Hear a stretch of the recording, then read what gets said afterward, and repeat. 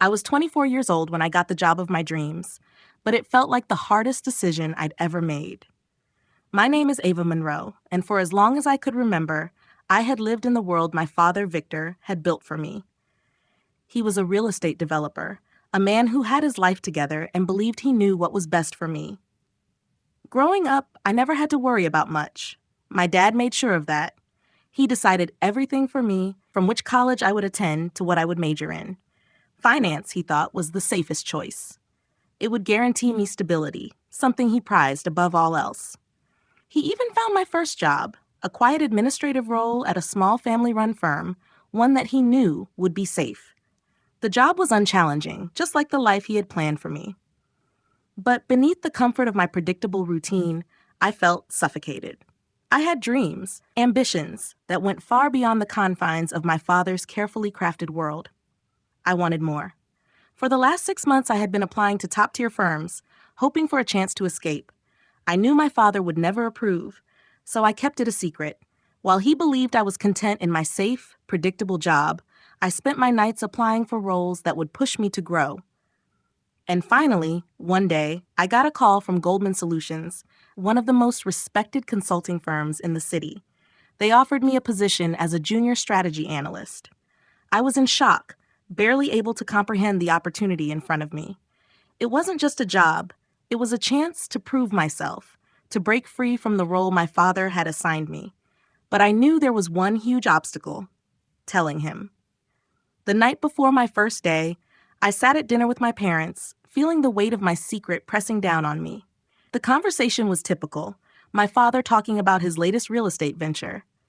I waited for the right moment, gathering the courage to say what I knew would change everything. I finally spoke up. "Dad, I have some news," I said, my voice shaking slightly. "I've accepted a job at Goldman Solutions. I'm starting tomorrow." The room went completely still. My father, who had been in the middle of a story, slowly placed his fork down. His face darkened as he processed the words. "You did what?" he asked, his voice low and cold. "Without consulting me? Without talking to your mother and me first?" "I'm 24 years old, Dad," I replied, trying to steady my voice. "I don't need your approval for every decision I make." His face twisted in disbelief. "Ava, you're not ready for a place like Goldman Solutions. They'll eat you alive. You're not a businesswoman. You're too soft." His words cut deeper than I expected, each one a reminder of how little he thought of my potential. "You'll fail," he said flatly, his voice carrying the weight of finality. "And when you do, and I know you will, don't come running back here." The words stung, but something inside me snapped. I couldn't let him define me anymore. I stood up, my heart racing, but with a new sense of determination. This was my life, not his. As I left their house that night, his final words echoed in my mind. But this time, I didn't feel defeated. His words weren't a curse. They were a challenge, and I was ready to prove him wrong. The next morning, I woke up before my alarm, the weight of my father's words still heavy in my chest. For a moment, as the early light crept through my window, I almost believed him. What if I wasn't ready? What if I had no place at Goldman Solutions, surrounded by people who had far more experience and confidence than I did? The doubts crept in like cold fingers, twisting around my heart, but then I remembered something. I wasn't going to let him define me anymore. I dressed in my sharp, new suit, a symbol of my rebellion and my independence. I stood in front of the mirror for a moment, staring at my reflection. For the first time, I wasn't looking at the daughter he had built. I was looking at the woman I had become. I had made this choice. I was stepping into a world where I could finally prove who I was. The streets were quiet as I walked to the subway, the cool morning air giving me a sense of clarity. When I arrived at the office of Goldman Solutions, the building seemed to loom over me, sleek and intimidating. I took a deep breath as I walked through the revolving doors, the hum of the office buzzing around me. This was it, the world I had always dreamed of, but never thought I'd be ready for. As I entered the elevator, I could feel the nervousness welling up inside of me again. My palms were sweaty, my heart racing, but I focused on the task ahead. I had been hired for a reason. I belonged here. When the doors opened on the 16th floor, I stepped into a world that was electric. People moving fast, phones ringing, and the smell of fresh coffee in the air. James Calloway, the CEO, was exactly as I remembered from the interview: calm, focused, and intensely sharp. He didn't waste time with pleasantries. He handed me a thick project folder the moment I sat down. "Ava, we've got a big project for you," he said, his voice steady and direct. "You're going to be handling the strategy for our launch with one of our largest clients. We need it in 2 weeks. Don't disappoint me." The words hit me like a wave. This was it. No going back. The project was bigger than anything I'd ever worked on, but something clicked inside me. This was what I had wanted. This was my chance. I took the folder, nodded, and dove into the work immediately. For the next 2 hours, I barely looked up from the screen. I analyzed the client's data, searched for trends, and started building a strategy. Slowly, my confidence started to return. The work wasn't easy, but it was exactly where I needed to be. I was starting to see the bigger picture, connecting dots I had never thought to connect before. Just as I thought I was getting into the rhythm of the job, the intercom buzzed. "Ava, there's a Mr. Victor Monroe here to see Mr. Calloway. He says it's urgent." My heart stopped. My father was here, already trying to sabotage everything. Panic flooded me, but I took a deep breath and stood up. This time I wouldn't run. I walked toward Mr. Calloway's office, my legs shaky but determined. As I neared the door, I heard my father's voice. "She can't handle this job. She's too soft. She won't make it." His words were as cold and dismissive as I had feared. But I wasn't the same Ava anymore. I pushed open the door, walked in, and faced him. "Mr. Calloway," I said, my voice steady, "I need to speak with my father." Victor turned to me, his face a mix of surprise and disbelief. For the first time in my life, I wasn't the fragile daughter he had always treated me as. I was strong, and I was ready to stand up for myself. "Dad, I've made my decision. I'm not leaving. This is my life, not yours," I said, my voice unwavering. Mr. Calloway didn't say a word. He simply raised an eyebrow in silent approval. My father was left speechless, and I felt a rush of confidence surge through me. For the first time, I wasn't defined by him. I was defining myself. The rest of the day passed in a blur. After that confrontation with my father, I threw myself into the project with an intensity I didn't know I had. Every task felt like a chance to prove myself, not just to Mr. Calloway, but to me. I could feel the eyes of my new colleagues on me, but this time I didn't care. For the first time in my life, I was the one in control of my future. I was the one making decisions, and no one, especially not my father, could take that away from me. By the end of the day, I had completed a detailed strategy outline and a list of recommendations that made my pulse race with excitement. I was proud of what I had done, even if I knew it was just the beginning. The work was hard, the pressure immense, but it felt right. This was what I was supposed to be doing. For the first time in a long time, I felt alive. That night, I went home to my small apartment, a place I'd created to escape the stifling world my father had built for me. I sat at the kitchen table, reworking the strategy again and again, refining it, pushing myself to make it even better. I knew I had to prove I belonged here. There was no going back. Not now. Not after everything I'd put on the line.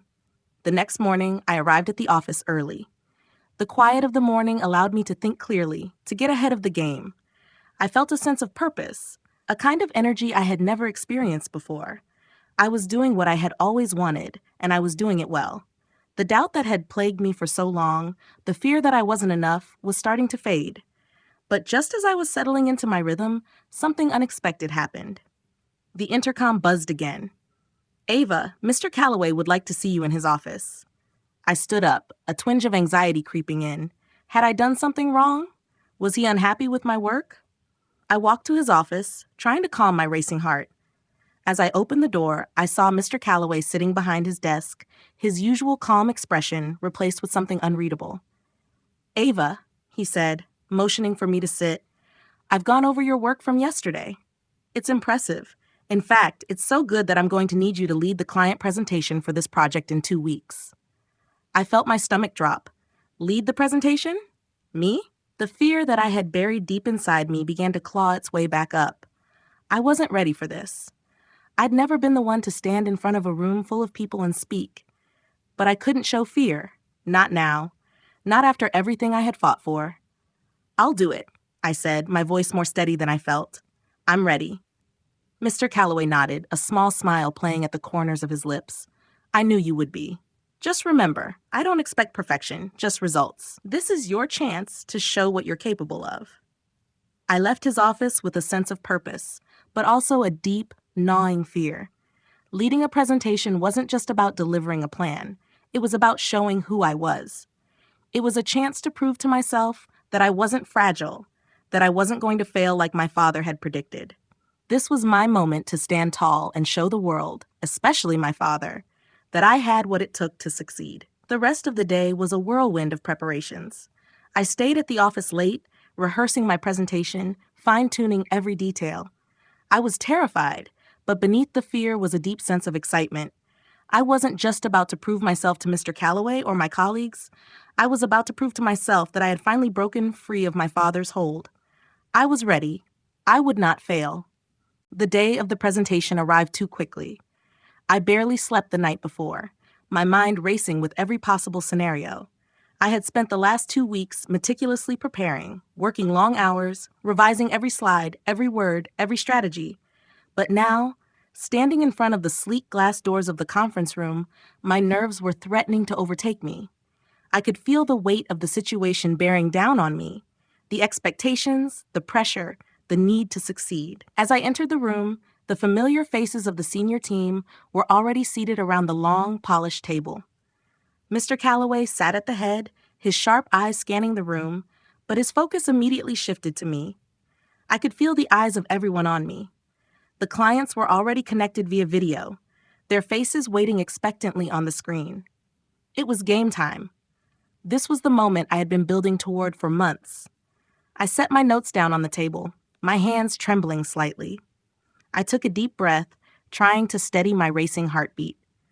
I looked at the screen, at the clients who would ultimately decide if my work was good enough to earn their business, and then at the faces of my colleagues, their expressions unreadable but full of quiet anticipation. My father's words flashed in my mind, "You'll fail." It was almost as if I could hear him still, as if he were sitting right next to me. But I wasn't going to let him win. I clicked the remote in my hand, and the first slide appeared on the screen. I began to speak, my voice steady but firm. Good morning, everyone. My name is Ava Monroe, and today I'll be presenting our strategy for the upcoming launch of the Hawthorne campaign. I watched as the clients shifted their attention, their eyes focused now on me. I felt a rush of adrenaline.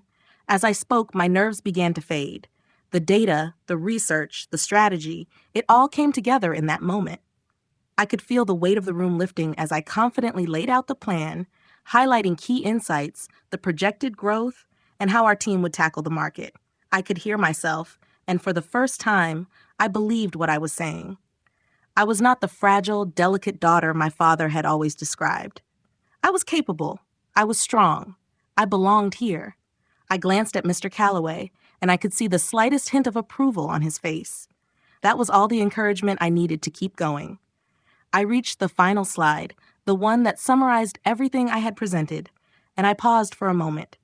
I could see the clients nodding, exchanging looks, discussing among themselves. For a brief second, my mind flashed to my father. What would he think of me now? But I quickly pushed that thought away. Instead, I said, I'm confident that this strategy will drive results for Hawthorne and bring measurable success to the campaign. I'm happy to answer any questions you might have. The room was silent for a moment before one of the clients spoke. Ava, this is impressive. We were expecting good work, but this is exactly what we need. The words hit me like a wave of relief and pride. I had done it. The meeting continued, but the hardest part was over. I had faced my fears, delivered the presentation, and impressed not just the clients, but also my colleagues. As the meeting concluded, Mr. Calloway walked over to me with a smile that was rare for him. Well done, Ava. You've earned your place here. As I left the conference room, a rush of emotions flooded through me. I had proved myself. To my father, to my colleagues, and most importantly to myself. But I wasn't finished yet. I had more to do, more to prove. I was no longer the daughter who followed orders. I was Ava Monroe, a force to be reckoned with. As I sat back at my desk, I allowed myself a moment to breathe, to smile. The battle wasn't over, but I had won a significant victory today. I was just getting started. The following days felt like a whirlwind. After the presentation, I was walking on air, my heart still pounding with the excitement of what I'd just accomplished. The clients had been impressed, and I had delivered. But as the initial rush of success wore off, the reality of the pressure settled in. I had proven myself.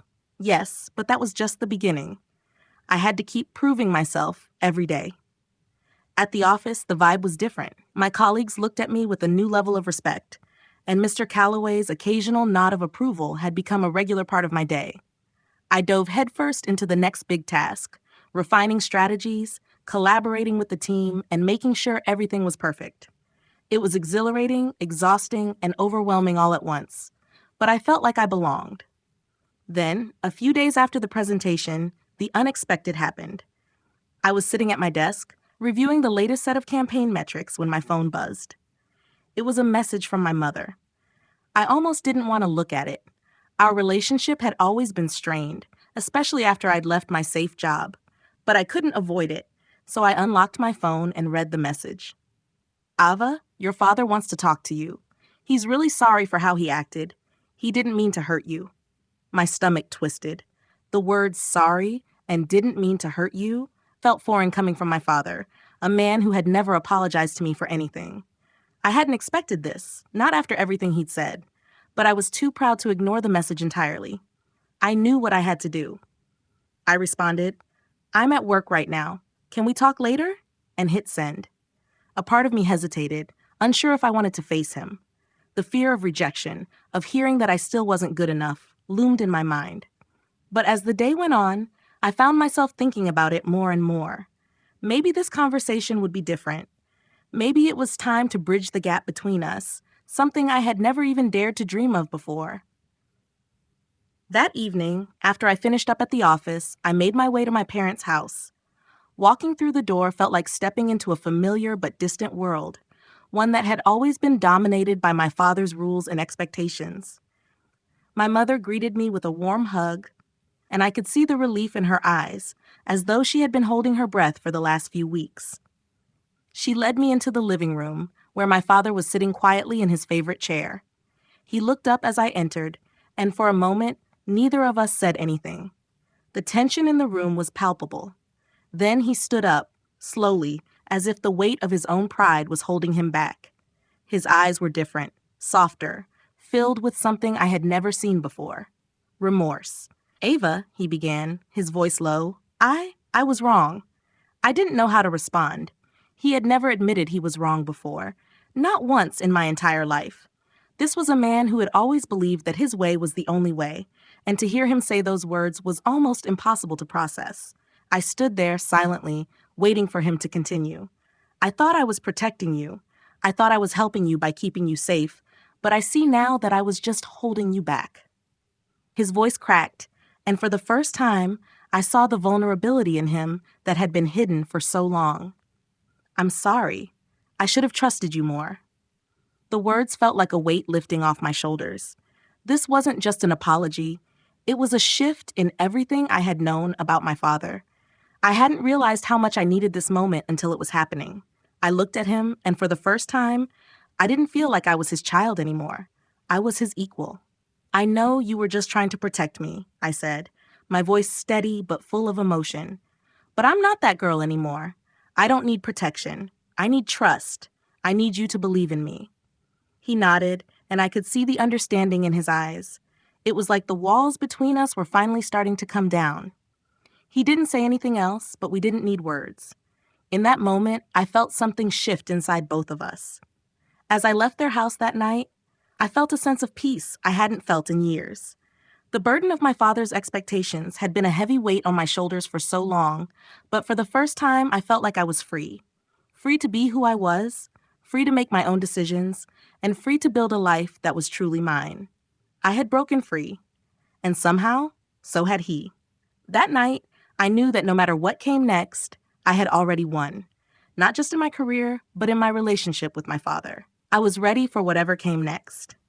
The journey was far from over, but for the first time, I knew I was exactly where I was meant to be. The weeks that followed felt like a blur of hard work, long hours, and quiet victories. At Goldman Solutions, I had earned my place, not just as a junior strategy analyst, but as someone who was trusted, respected, and capable. Every project I worked on, every meeting I led, only solidified the belief I had in myself. I was no longer the uncertain girl who had once lived in her father's shadow. I had become someone who could hold her ground, make decisions, and face challenges head on. But despite the professional triumphs, something lingered in the back of my mind. The lingering, delicate relationship with my father. Our conversation in the living room had been a turning point, but I still felt the distance between us. His apology had been sincere, but there were still unsaid words hanging between us, things we both needed to work through. I didn't want to rush it. I knew it would take time, but I also knew that the change in him, small as it was, had been a significant step forward. A few days after that conversation, I received a call from my mother, the first in a long while. "Ava," she said, her voice unusually hesitant. "Your father, he's been thinking a lot about you and your work. He's asked if we could have dinner together this weekend. Just the three of us." I wasn't sure how to feel. Part of me wanted to jump at the opportunity, to dive headfirst into rebuilding our relationship, but another part of me felt nervous. Would he still try to control me, even subtly? Would he try to make me feel small again, despite everything he'd said? I had no idea what to expect, but I agreed to come over. The night of dinner arrived, and I walked into their house, this time with a mixture of anticipation and apprehension.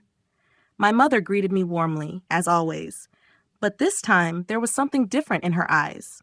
She was no longer just the silent supporter of my father's actions. She seemed to be a part of something larger now. We sat down to dinner, the familiar smells of home-cooked food filling the air, but it felt like we were all in uncharted territory. My father looked at me, and there was no anger in his eyes, no distance. Instead, he looked nervous. That was a first. He cleared his throat before speaking, his voice quieter than I had ever heard it. "Ava, I've been thinking about what you said the other night, about trusting you, and I realized something. I've been so focused on protecting you that I've missed out on actually seeing you, really seeing you. I didn't want you to fail, but I was so scared that I held you back instead of helping you become who you were meant to be." I swallowed hard, the weight of his words hitting me. This wasn't just an apology anymore. This was growth. This was him trying, in his own way, to let me go, to let me be the person I was becoming. It was exactly what I needed from him, even if it had taken him longer to get there. "I'm not going to pretend I understand everything," he continued, his gaze steady, but there was a vulnerability there I had never seen before. "But I know I don't want to lose the chance to see you thrive. You're not the girl I thought you were. You're much more than that, Ava. And I'm proud of you. I'm proud of the woman you've become." Tears stung my eyes, but I blinked them away quickly, not wanting to show how much his words meant to me. For years, I had been desperate for my father's approval, but now, hearing him say this, truly seeing me, meant more than anything. He didn't have to say those things, and I knew it wasn't easy for him, but he was trying, and that was enough. "Thank you," I said, my voice thick with emotion. "It means more than you'll ever know to hear you say that." The rest of the evening was different from every dinner we'd had before. There were no arguments, no controlling comments, no silent judgments. We actually talked. I shared some of the things I had learned at work, and my father listened. Not as a boss, but as a father. I could see him beginning to understand, little by little, that my independence didn't mean I didn't love him, or that I didn't need him. It just meant that I needed to find my own way. When the evening ended, there was no rush to leave, no awkward silence. It felt like we had taken a small but significant step toward healing, toward building something new. I didn't know what the future held, but for the first time, I felt that our relationship was on a path toward mutual respect. It wouldn't be easy, and it wouldn't be quick, but it was real, and that was enough. As I walked out the door that night, my heart felt lighter than it had in years. The battle had been long, but I had won. The weeks after that dinner felt like a delicate shift in the right direction. Things weren't perfect, and they certainly weren't resolved overnight, but there was a new understanding between my father and me. It wasn't just about my career anymore.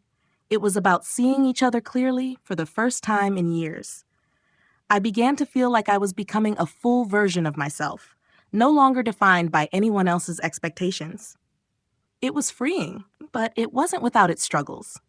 The path to reclaiming my identity was still ongoing, but I was learning to navigate it with a newfound sense of confidence. At work, everything was going just as well. I had completed the Hawthorne campaign, and our client was thrilled. Mr. Calloway had given me a project of my own to lead, and my confidence soared with each success. It wasn't just about the approval anymore. It was about the satisfaction of knowing I could do it on my own terms. There were no more doubts about my ability to thrive in this world. Every new project, every new responsibility reinforced the belief that I wasn't just in the game. I was one of the players. But despite the success at work, I found myself thinking more and more about my family.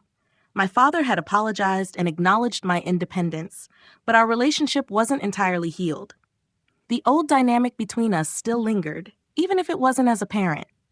I had made the decision to live on my own and build a life separate from the one he had envisioned for me. But deep down, I still needed to find a way to fully let go of the past, to stop being the girl who always sought his approval. I hadn't seen my parents much since that dinner. I had been so wrapped up in my career and newfound freedom that I hadn't made time for them. But one Saturday, I decided to visit. I wasn't sure what would happen. Part of me feared that we would fall back into old patterns, the suffocating love, the careful expectations, but I knew I had to face it. I had to see if we could continue to build something new. When I arrived, my mother greeted me with a warm hug, her usual softness radiating from her. She'd always been the glue that held the family together, but there was a new energy about her. She was no longer just the passive listener, the silent partner to my father's dominance. She had found her voice too. I could see it in the way she carried herself, in the way she spoke to me, with an equal sense of pride in my independence. My father, too, was different. He wasn't sitting in his chair as he always had, dominating the room with his presence. He stood up when I walked in, and there was no judgment, no distance, just quiet, measured support. "Ava," he said softly, "I've been thinking about you a lot lately, about everything you've done, and about how much you've grown." His voice cracked a little, and I realized for the first time how much he had changed. "I know I've said a lot of things I shouldn't have," he continued, "but I'm proud of you. And I don't think I've said that enough." There was sincerity in his words, something that felt both vulnerable and genuine. "You're doing something great, and I think you're going to keep doing great things." I didn't know what to say. All these years of seeking his approval, of feeling like I needed to earn his love, and now he was saying all the things I needed to hear. Not because I had earned it, but because he saw me, really saw me. "I'm proud of you too," I replied, my voice thick with emotion. "I know it's been hard for both of us, but I think we're finally understanding each other." And in that moment, I realized something. I had let go, not just of the expectations my father had for me, but of the need for his validation. I was proud of who I had become, and that was enough. I didn't need to prove anything anymore. That evening, we shared a quiet dinner, not filled with old patterns, but with a sense of mutual respect and understanding. We talked about the future, about what I wanted for my career and my life. For the first time, I felt like we were speaking as equals, as individuals who had their own paths, but were willing to support each other in a way that didn't feel suffocating. As I left that night, I realized that the real journey wasn't about my career or even breaking free from my father's control. It was about finding peace within myself and in my relationships. I had finally made it, not just to a place of success in my career, but to a place where I could confidently stand on my own, knowing that I was exactly where I needed to be. I was no longer the girl trying to fit into a world that wasn't mine. I was Ava Monroe, a woman who had found her voice, her path, and her power, and that was all I needed to keep moving forward. The weeks following that dinner felt like a natural progression, a calm after the storm of self-discovery and family tension. It wasn't perfect, and I knew it would take time to fully rebuild the bond with my father, but things were different now. The foundation had shifted, and with that shift came a sense of peace. We didn't talk every day, but when we did, it was real. No longer was our communication defined by control or unspoken expectations. It was more open, more authentic. And for the first time, I began to see my father not as the strict figure who had held me back for so long, but as a man who had his own fears and insecurities, just like me. At work, things were also moving in the right direction. The Hawthorne campaign had been a success, and I was starting to gain more responsibility within the company. I had even been assigned to lead a new initiative with a different high-profile client. The more I worked, the more I realized that I wasn't just doing this for approval anymore. I was doing it for myself. I was building a life and a career based on my own dreams and ambitions, not anyone else's. I had finally stepped into my own power. Despite all the professional success, there were moments when I'd still find myself feeling a little out of place. There was a part of me that wondered if my father's influence would always linger, if I'd always feel that little bit of pressure to perform, to prove myself. But I was learning to quiet that voice inside me, the voice that had been trained to seek validation from him, from others. I didn't need it anymore. I wanted to prove myself to myself, not to meet anyone else's expectations. One evening, a few months after our conversation, I received a text from my father. It wasn't the usual check-in about work or casual conversation. This one was different. It simply read, "Can we talk?" My heart skipped a beat. Was he about to undo everything? Was this another attempt to bring me back into the safe, controlled world he had always envisioned for me? I debated whether to respond immediately or let it sit, but I knew I had to face it head-on, just like I had with every other challenge. I called him back. The phone rang once, twice, before he answered. "Ava," he said, his voice steady but somewhat guarded. "I've been thinking a lot about everything. I know we've been getting along better, but I want to make sure I'm not holding you back. I want to give you the space to truly build the life you want, not just the life I imagined for you." I was quiet for a moment, letting the words sink in. This wasn't just another apology. It was an acknowledgement that he saw me, that he respected me enough to let go in a way he hadn't been able to before. "Dad," I said, my voice calm and assured, "I think we're finally getting to a good place. You don't have to worry about holding me back anymore. I'm already where I need to be, and I've got everything under control. I've got this." He was silent for a moment, and then I heard him clear his throat. "I'm proud of you, Ava," he said, his voice softer than I'd ever heard it. "I'm proud of who you've become, and I just wanted to make sure you knew that." It wasn't perfect, but it was enough. It was everything. In that moment, I realized that we had finally reached the place where we both had space, where I wasn't trying to break free from him, and he wasn't trying to hold me back.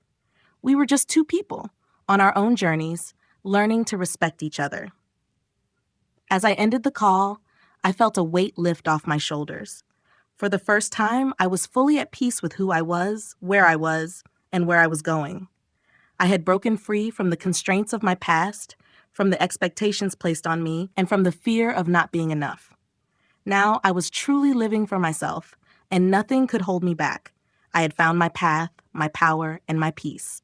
And for the first time in my life, I was ready to embrace whatever came next. In life, the most important lesson I've learned is that true growth comes from embracing independence and trusting yourself. Too often, we find ourselves living according to the expectations of others, whether it's family, society, or even our own insecurities. But breaking free from those constraints is essential to discovering who we really are and what we're capable of. Don't be afraid to challenge the opinions of those who doubt you, especially when they come from a place of love or protection. Their concerns often stem from their own fears, not your limitations. Trust your instincts, pursue your passions, and understand that failure is a part of growth, not a reflection of your worth. It's crucial to build a life that is truly your own, not one dictated by anyone else's vision for you. Take risks, make mistakes, and learn from them. Surround yourself with people who support your growth. But ultimately, remember that your success and happiness depend on your own belief in yourself. Keep pushing forward, even when doubt creeps in, and never settle for a life that doesn't align with your true potential. You are capable of more than you know.